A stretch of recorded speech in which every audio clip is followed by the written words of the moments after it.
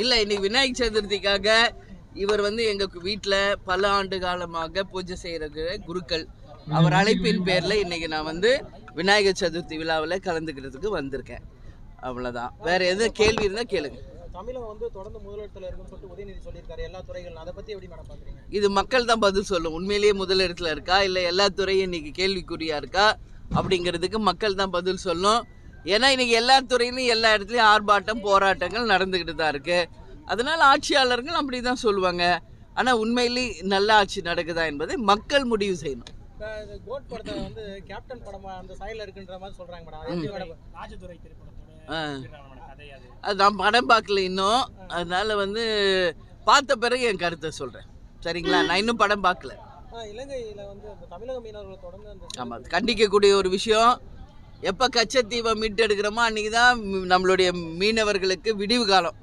விட்டு கொடுத்தது திமுக. இன்றைக்கி அவங்க ஆட்சி தான் நடக்குது. இந்த கேள்வியை திமுக அமைச்சர்கள் கிட்ட தான் நீங்கள் கேட்கணும். முதலமைச்சர்கிட்ட கேட்கணும், உதயாட்ட கேட்கணும். ஏன்னா தொடர்ந்து மீனவர்கள் படுகொலை செய்யப்படுவதும் கண்டிக்கக்கூடிய ஒரு விஷயம். அதனால கச்சத்தீவை மீட்டெடுக்கணுன்றது தான் எங்களோட கோரிக்கை. தெரியலைங்க, அதுக்கு விஜய் தாங்க பதில் சொல்லணும். ஏன்னா அவங்க கேட்டாங்க, இன்னைக்கு அனுமதி கிடைச்சிருக்குன்னு சொல்றாங்க.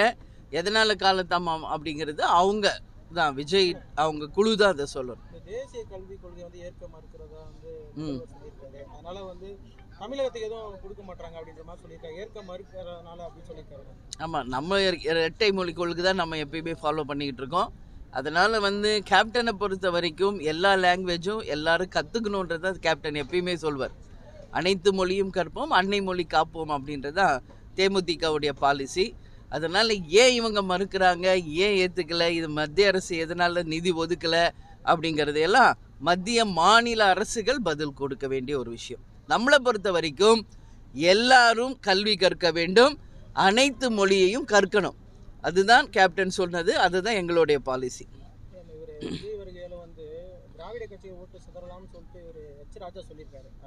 தெரியலைங்க, எலெக்ஷன் வரட்டும். எல்லாமே நம்ம இப்பயே சொல்லிட்டா எப்படி? இன்னும் கட்சி ஆரம்பிக்கணும், மாநாடு, நிறைய விஷயம் இருக்குது. அதனால் சிதறதா இல்லை சிதறலையான்றது 2026 தேர்தல் முடிவுகள் தான் சொல்லும். சரிங்களா? சந்தோஷம். நன்றி நன்றி நன்றி. நான் முதலே அது சொல்லிட்டேன். ஹாப்பி பார்ன் வேஜ்னு சொல்லியிருக்கேன். பத்திரமா போயிட்டு நல்லபடியாக வரட்டும். அது சிகிச்சைக்கு போயிருக்காரா இல்லை முதலீடுகளை ஈர்க்க போயிருக்காரா அப்படிங்கிறது ஒரு வெள்ளை அறிக்கையாக அவர் திரும்பி வந்த பிறகு சொல்லணும். ஏன்னா ஆல்ரெடி துபாய்க்கு போயிருக்காரு, சிங்கப்பூர் போனார். எத்தனை ஃபேக்ட்ரி இங்கே வந்துச்சு, எத்தனை இளைஞர்களுக்கு வேலை வாய்ப்பு கிடைச்சிருக்குன்றதெல்லாம் கேள்வி மக்கள் கேட்குறாங்க. அதனால் அவர் திரும்பி வந்த பிறகு எத்தனை முதலீடுகளை கொண்டு வந்தார், எத்தனை ஃபேக்ட்ரி கொண்டு வர்றார், எவ்வளோ பேருக்கு வேலை அப்படிங்கிறது ஒரு வெள்ளை அறிக்கையாக அவர் கொடுக்கணும். ஆனால் இன்றைக்கி எதிர்கட்சிகள் அவர் சிகிச்சைக்காக தான் போயிருக்காரு அப்படிங்கிறதையும் சொல்கிறாங்க. அது அவங்க தான் அதை சொல்லணும். சரி, தெரியல, திமுக கிட்ட கேட்கணும். அதான் திமுகவில் தான் நம்ம கேட்கணும். நம்மளா எதுவும் பேச முடியாதுல்ல. சரிங்களா? நன்றி நன்றி.